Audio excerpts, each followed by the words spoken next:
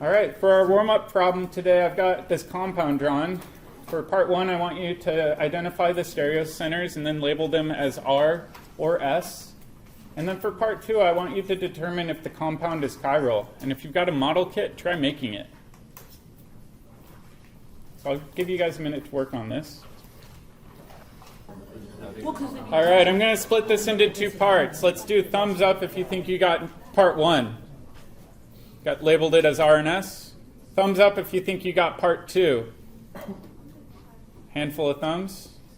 All right, let's take a look at part one. Part one's a little bit easier than part two. Do you guys think there are stereocenters? Yes. Okay, I think there are too. Let's do these individually. So I think that's a stereocenter. That carbon has 4 different attached groups. What would be highest priority? Chlorine. What would be second highest priority? Carbon to the left or to the right? To the right.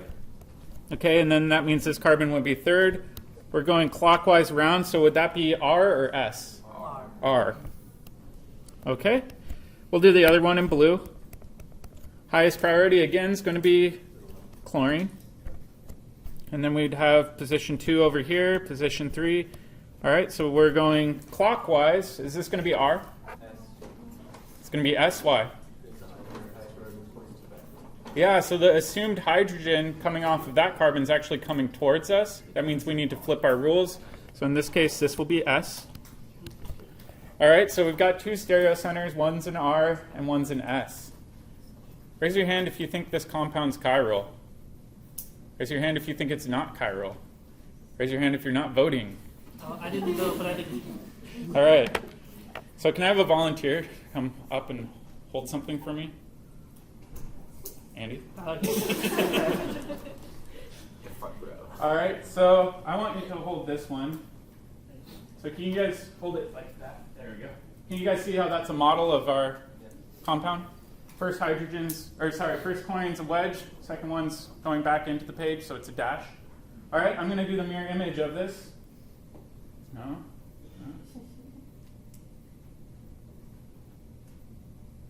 Like this.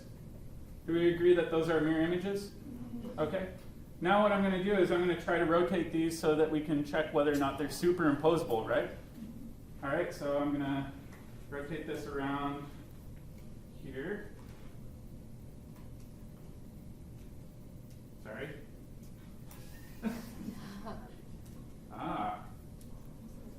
They're superimposable, right? What the heck is going on? Does anybody have an idea? Thank you. What do you think? If you have 2 of them, I assume that they're opposites. So one's R, one's S. Then when you do the mirror image, both of them will swap, and because of that, they'll overlay on each other. That's an interesting point. So you're saying if you do the mirror image, it's R or S, and we're kind of swapping them?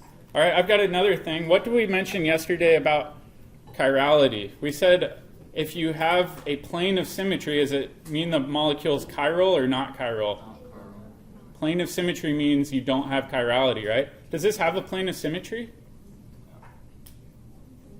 Let's redraw it.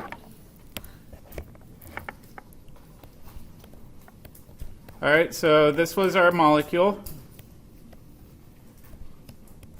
All right, what I'm going to do is I'm going to rotate this sigma bond, right? That internal carbon-carbon bond. When I do this, I'm not making or breaking any bonds.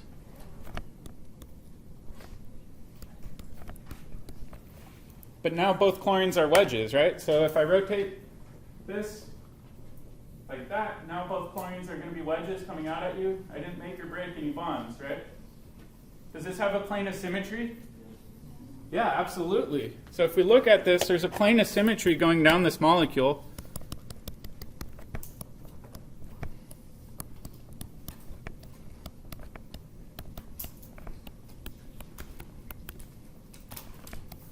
That means that this compound is going to be achiral, right? Because we said yesterday that compounds that have this plane of symmetry are going to be chiral.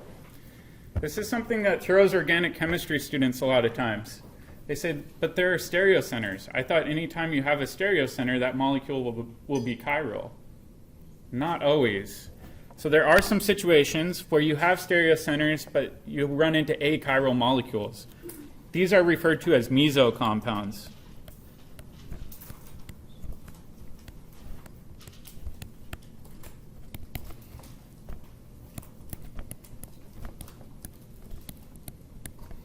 It is a compound that contains stereocenters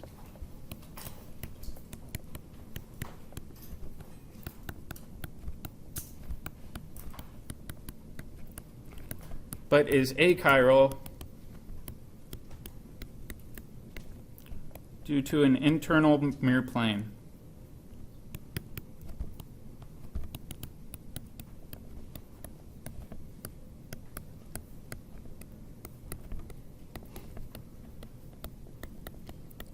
These can be really hard to spot.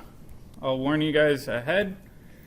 Oftentimes, I think a model kit can help because you can physically rotate these bonds around and you can look for that internal mirror plane. So oftentimes you do have to look for that sigma bond rotation in order to find that internal mirror plane. It's not immediately obvious whether or not you have a meso compound unless you check. So a little bit tricky. Today what we're going to switch gears on is how to actually determine whether or not you have a chiral compound in lab, right? It's easy on paper. We can just draw them out as dashes and wedges. But if you're in lab, it's not so easy, right? You can't actually see those wedges and dashes on the molecule.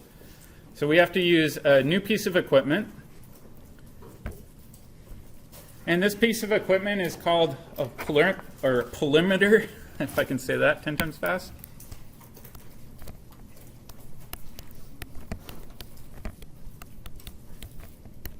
And I've got a little diagram showing how it works. So essentially with a polarimeter, what you have is a light source. This light source has wavelengths going in all different directions and orientations, and then we're putting it through a polarizer. I'm sure a lot of you guys have polarized sunglasses, right? Polarized sunglasses will block out one type of wavelength of light. So for example, if you have a wavelength of light going up and down, it'll block those vertical wavelengths, but allow the horizontal wavelengths through, right?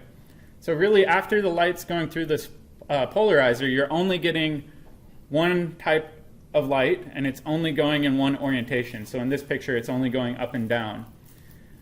Once you have that polarized light, it'll go through your sample, and what do you notice as it's going through your sample? It's rotating a little bit. You see how it's going in, going straight up and down, but as it's going through your sample, it's actually turning a little bit. And then it comes out of the tube facing a different angle or pointing a different angle than it went in. This is a really cool thing because chiral molecules will rotate plane polarized light.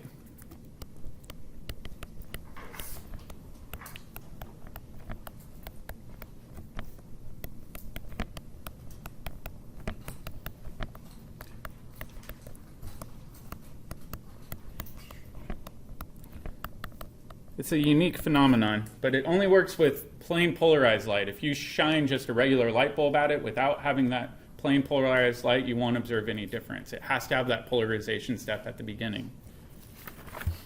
All right, so let's take a look at an example, and I'll show you guys a little bit about what I mean.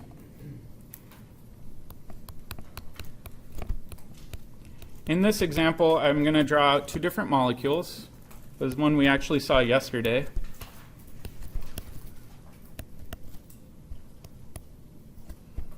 Got fluorine, and then we've got hydrogen, and then over here I'm going to draw its mirror image.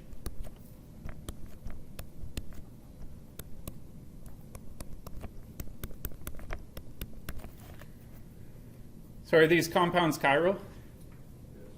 Yeah, they're mirror images, but we can't superimpose them. We can't overlay them atom for atom.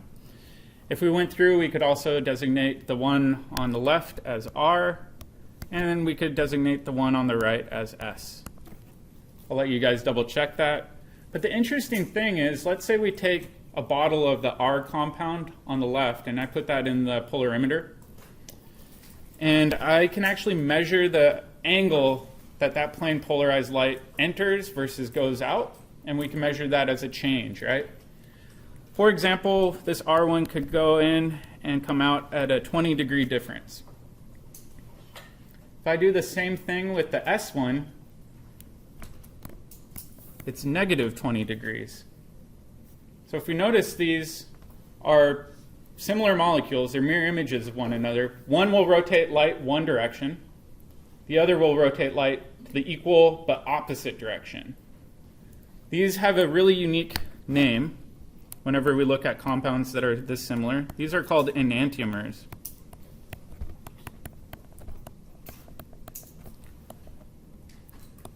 They're mirror images of one another. Actually, let's write non-superimposable mirror images.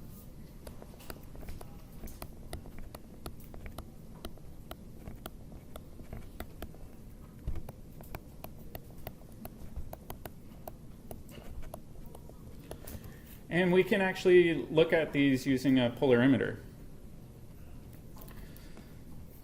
All right.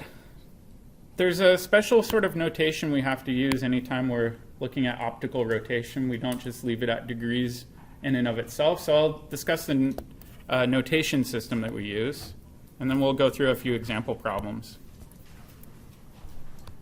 We'll do optical rotation notation. Oh. Sounds like a Schoolhouse Rock song. All right. The symbol we use is this alpha symbol, and we put it in brackets. And then on the top, we put in something like 20, and on the bottom, we put in D. This 20 outside of the brackets is referred or designates the temperature that your sample is being run at. And this D is the D line from a sodium lamp. So do you guys remember talking about spectral lines in general chemistry? Yeah. If you take a sodium lamp, you get a spectral line that's right in that yellow region, and that's the light that's actually used for the polarimeter. So we tried to designate the lamp source and the temperature. The units that are used are this alpha symbol over C times L. And the alpha symbol is your observed rotation.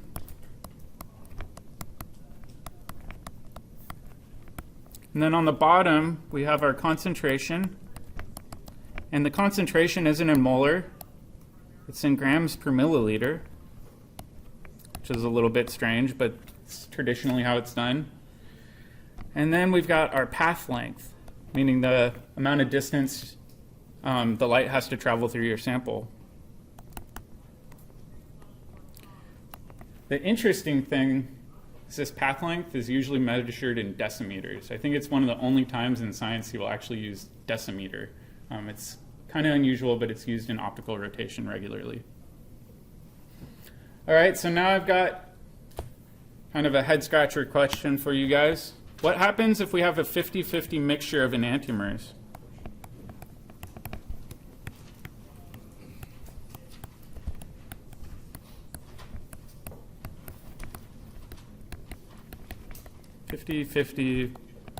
Mixture of enantiomers.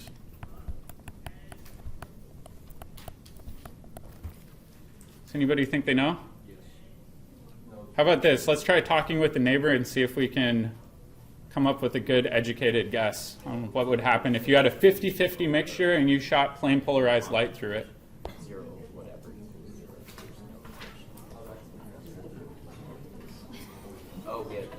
You think we're divided by zero? We're divided by zero, gotcha.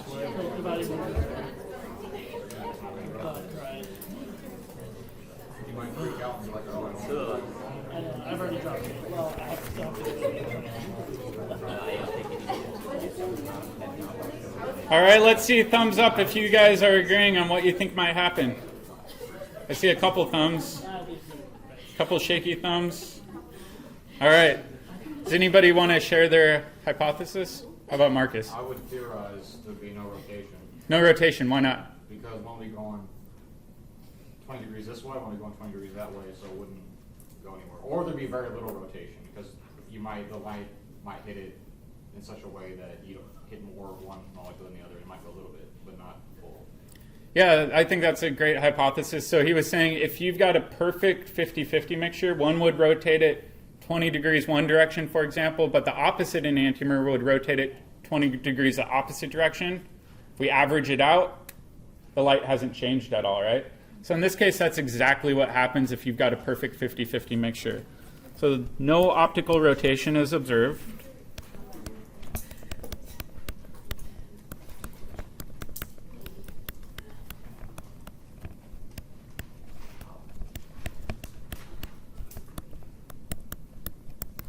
Essentially what's happening is that they cancel out. And this happens quite often in chemistry, where you have a perfect 50-50 mixture of enantiomers, and we call this a racemic mixture.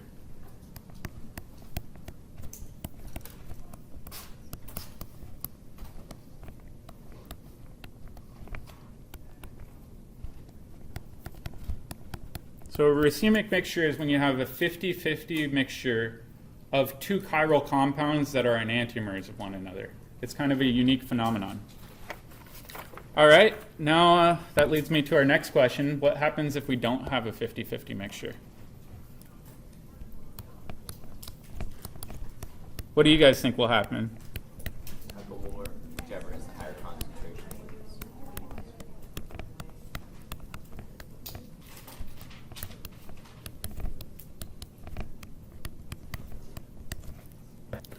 How many of you guys think there will be rotation if you don't have a 50-50 mixture? Perfect. So we will observe rotation.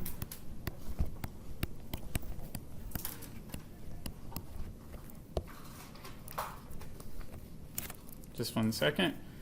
And which direction will we observe? Will it be the major component of our mixture or the minor?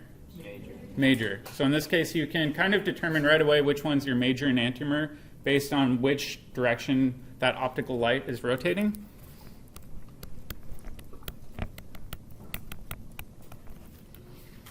And the interesting thing is some of your sample will cancel out.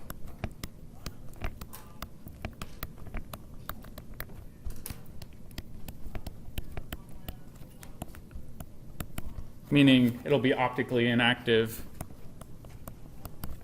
But you will observe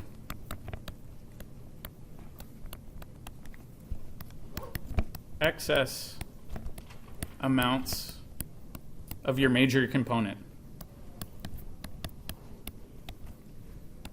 or your major enantiomer. All right, and in order to do this, we have to do a little bit of a calculation.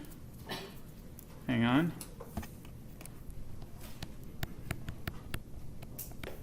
And this calculation that we do is called enantiomeric excess. So we're basically going to determine the amount of the excess enantiomer that we have.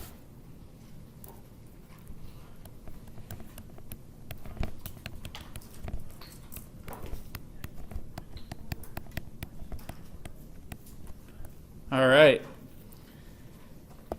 This is commonly referred to as EE. So I'll do EE% over here.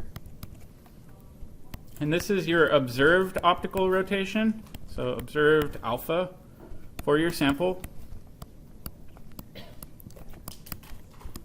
And what we do is we divide this by our optical rotation for our pure enantiomer.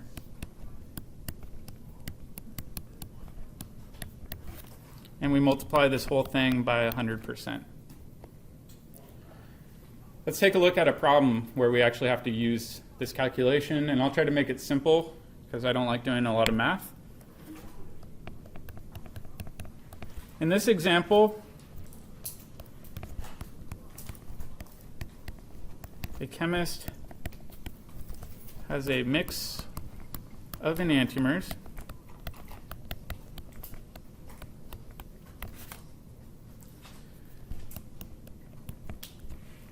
The pure enantiomer, or I should say the wanted enantiomer,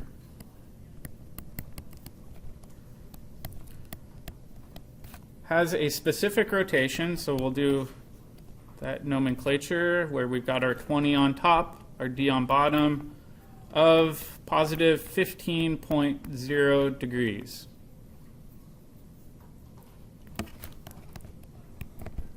the mix has an optical rotation under the same exact conditions of positive 10 degrees. In this case, we're going to make some assumptions. We're going to make an assumption that the concentration of both of them are going to be the same. The path length is going to be the same. The temperature is the same. And the length the same, right? So we're holding all those variables constant. First question I have for you guys is, what's the percent EE?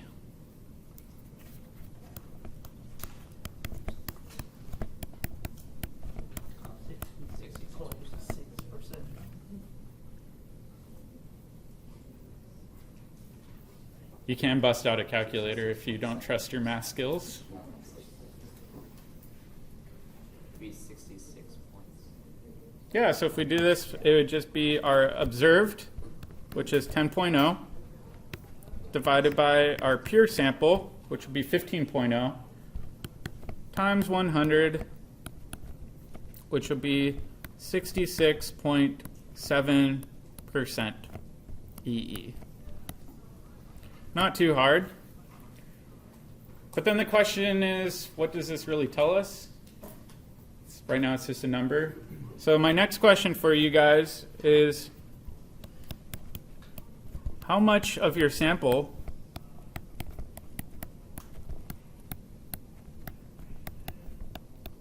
is the correct enantiomer?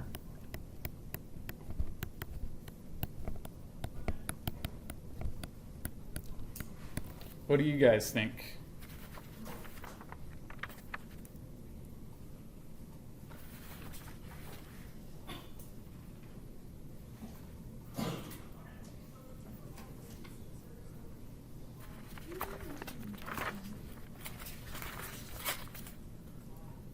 Does anybody have a guess?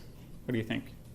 I'd assume that the 10, we could assume that's a 15. So if it was a pure sample, it would be 15. Mhm. So that's a minus of 5. So if we start with like 20 total, maybe, because you have the 5 and the 15, like the difference, that'd give you 15 out of 20, which would be 3/4. I think I'm following. Let's go back. It sounded better in my head. All right, so basically what we can do is we can say, all right, 100 minus 66.7 is going to be what? 33.3. All right, so essentially this 33.3%, that means that this is going to be 33.3% of a racemic mixture. I thought I had pre-prepared some of this. And this will be 66.7% excess. So if we think about our 33.3% of our racemic mixture, that's going to be 50-50, right? So what's 33.3 divided by 2?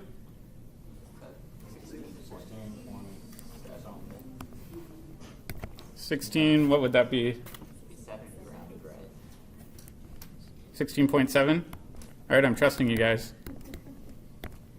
So we know that that's a 50-50 mixture. One of these is our correct enantiomer.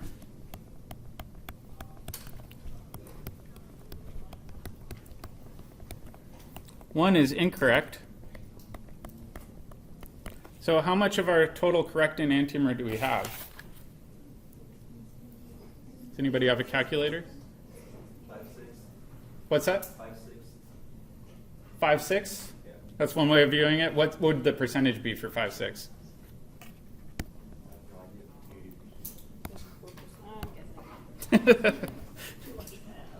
Too much math already? I'm asking you guys to do addition and division. Holy cow. This was not in the prereqs. What is this? Is it 83.4? All right. It's 67.7 plus 16.7, right? Is that what we're doing? Yeah, what was 33.3 divided by 2? Oh, 16.65. Okay, so 16.7. So if we add in our correct enantiomer from our racemic mixture to our excess amount, we've got 83.4. Sorry, I thought I had this prepped in my notes for you guys to make things a little simpler, but we had to resort to using old school math. Trouble. Does that make sense? This is a really valuable tool, so you can use it to deduce the overall configuration of a compound by using some clever tricks, or you can use this polarimeter to determine the enantiomeric excess if you've got a mixture of two enantiomers. Sorry, what was that final number? This is 83.4% of our sample That's what we want. is the correct enantiomer.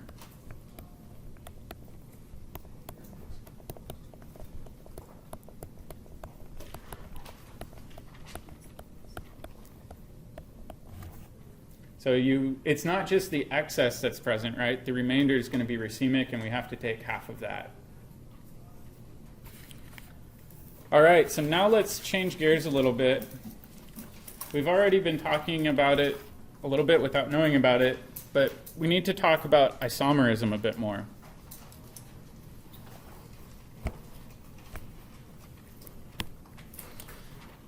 What does it mean when we have isomers of something, generically? Same components. Same molecular.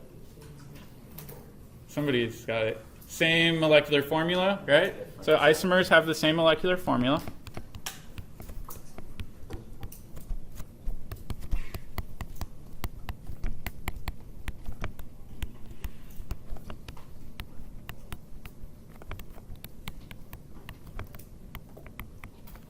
Okay, so let's put this at the top of our flow chart because I know you guys like flow charts. Yeah, especially after this week. So same molecular formula. And we'll have some branches coming off of this. All right, branch 1 is going to go over here. Branch 2 is going to go over here. One of these classes is called constitutional isomers.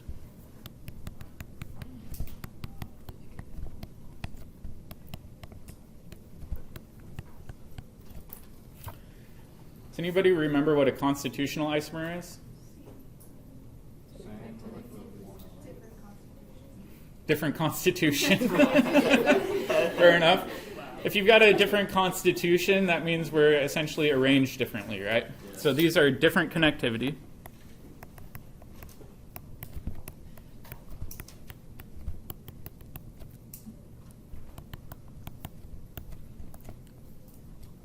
So let's draw an example down here. The example we had in class would be something like ethanol versus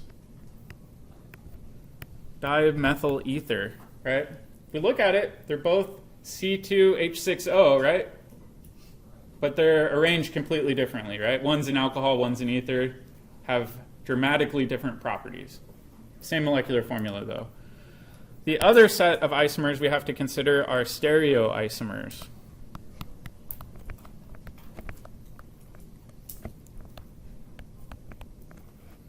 Stereoisomers have the same connectivity,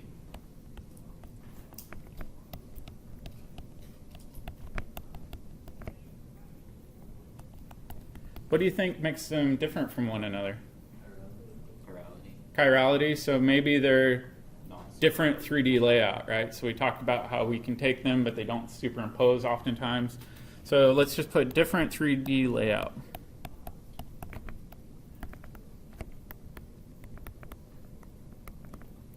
All right, so stereoisomers. And then off of these stereoisomers, we actually have subclasses of stereoisomers.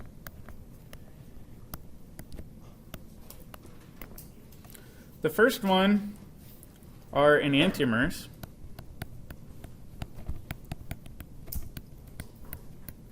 And the second one are called diastereomers.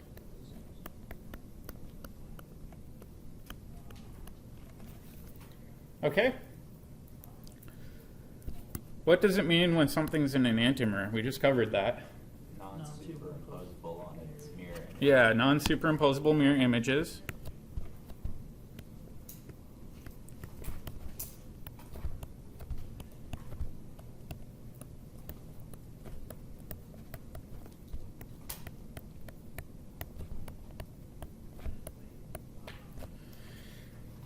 And then if we think about diastereomers, whoops, we know that diastereomers are related to these enantiomers.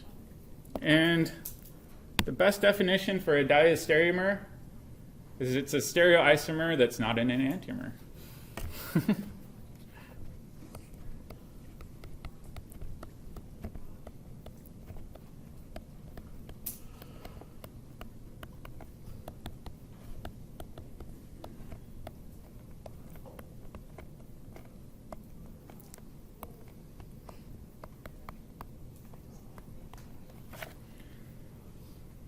All right, so let's take a look at some classic enantiomers, and then we'll take a look at a couple of diastereomers too. So with enantiomers, I'll do a couple of them.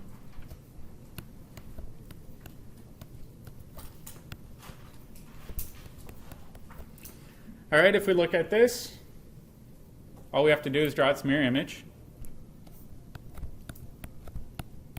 Okay, so we've got a dash there, dash there.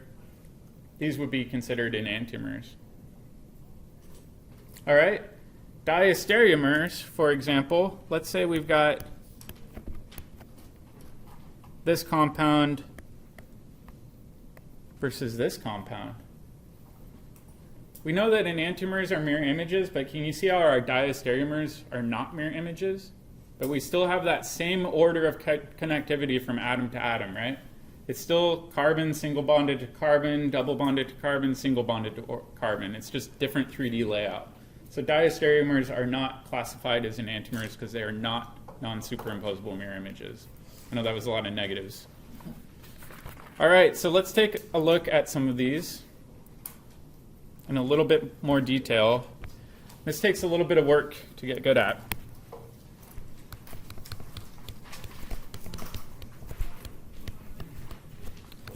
All right, enantiomers we said are non-superimposable mirror images.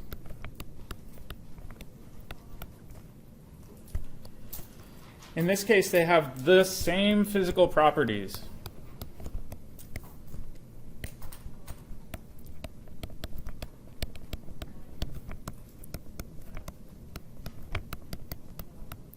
The way I like to imagine enantiomers are like baseball gloves, right? You can have a right-handed baseball glove or a left-handed baseball glove. They're still baseball gloves, right? They can both be used to catch baseballs. Just depends on the person wearing the baseball glove. So enantiomers have the same physical properties, which includes melting point, boiling point,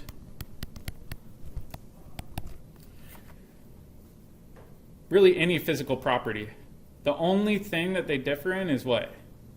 How can we tell them apart? They're kind of round. Their shape. So if we can see them, we can designate them as R or S on a piece of paper. What if we're in lab? Optical rotation. So the only way we can tell them apart is through optical rotation.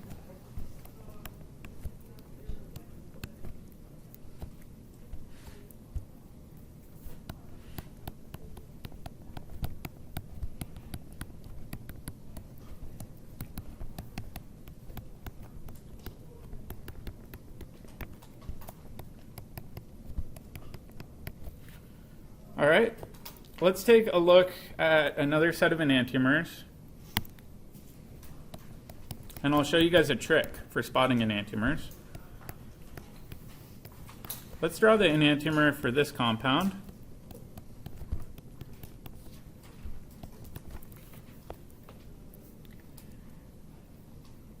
And then I also want you guys to determine the stereochemistry for all of the stereocenters.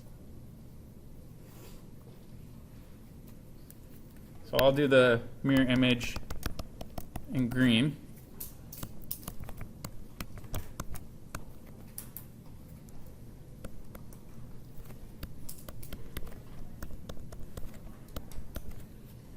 Do we agree that those are mirror images? Looks like it to me. What's this stereocenter? Is that going to be an R or an S? What's highest priority, the oxygen or the carbons?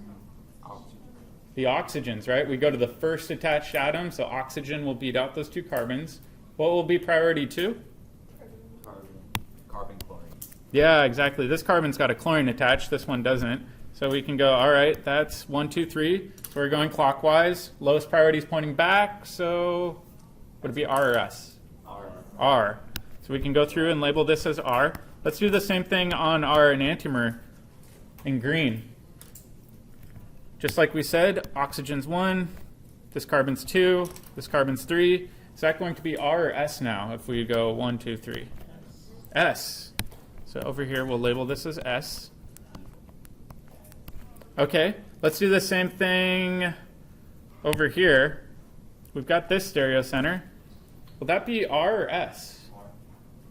Well, let's do it again. So chlorine will be 1, this will be 2, this will be 3.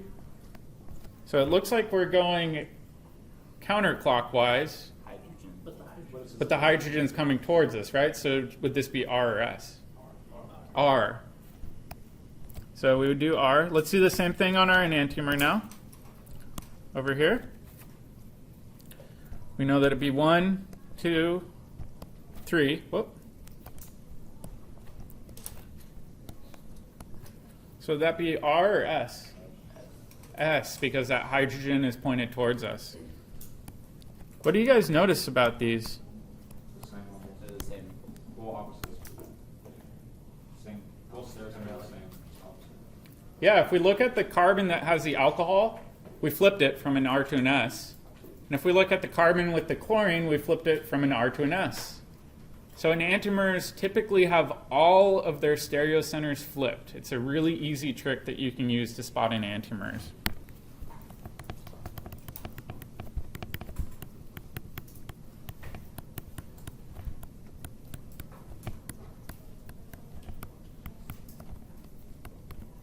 Have all of their stereocenters flipped.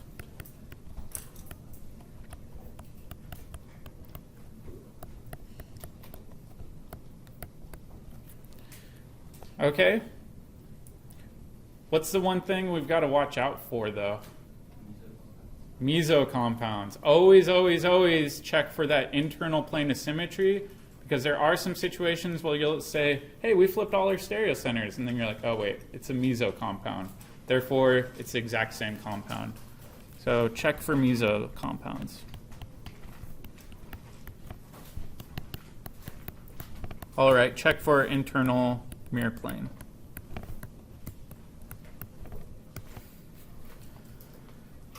All right, let's do diastereomers really quick.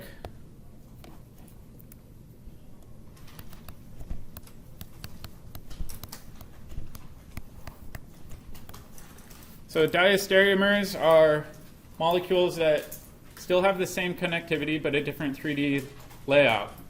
So let's say, for example, I've got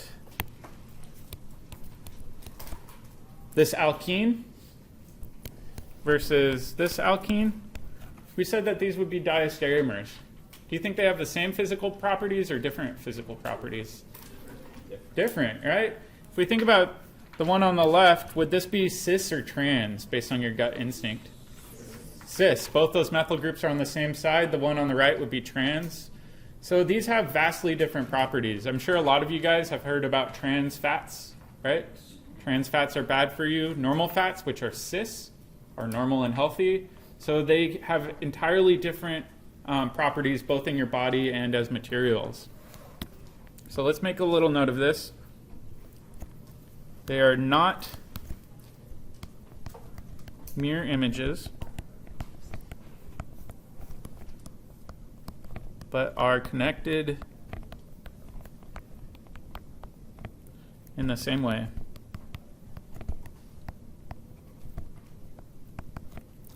They have different physical properties.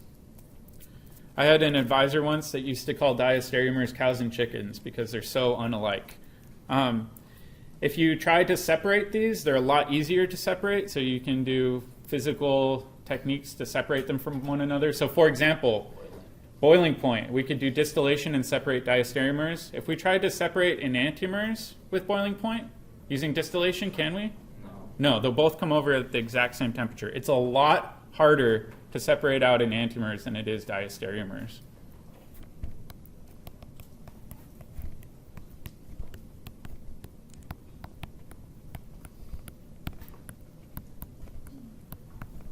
Does anybody know how they would separate out enantiomers physically? Tiny tweezers? That's actually how Emil Fischer did it at first, was he crystallized tartaric acid, I believe, and physically tweezed them apart using a microscope. That's pretty time consuming if you're a major drug manufacturer. So does anybody know another way we could do it? Could you do like an enzyme that only binds to one side, or something that only binds to one side, and then pull that apart? That's really clever. So think about it this way. Your key for your front door, if you had the enantiomer of your key, it would not fit in your lock, right? But it will fit in your lock. So oftentimes what you have to have is what's called a chiral substrate, something with another specific handedness that will only interact with one enantiomer and not the other one, and then you can actually physically separate it out that way. It gets into really advanced chemistry really quickly, but the only way to separate out enantiomers is with another chiral molecule that's enantiopure. It's tricky. All right, let's take a look really quickly at diastereomers. And I'll show you guys another trick.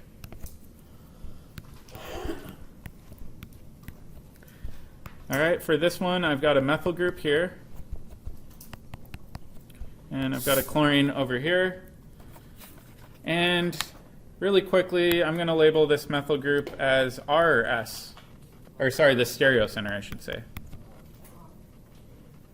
It would be R. And what about this stereocenter with the chlorine? It would be R. Let's draw a diastereomer of this compound. How can we draw a diastereomer? Just change one of them, right? We don't want it to be a mirror image. So for example,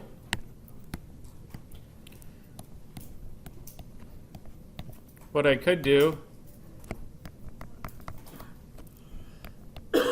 is change this chlorine to a wedge. So now this top one would be an R, and this bottom one is an S. Can you guys see how these are not mirror images of one another? Okay, so the trick I'm showing you guys is that diastereomers have some, but not all of their stereocenters flipped.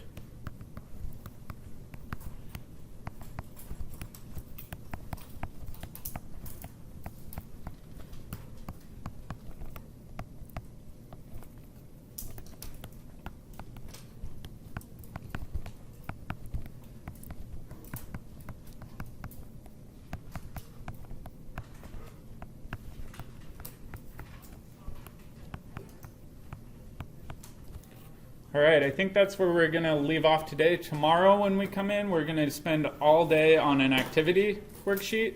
So if model kits help you, please remember to bring your model kits, and we'll actually be able to build and manipulate things and then classify isomers.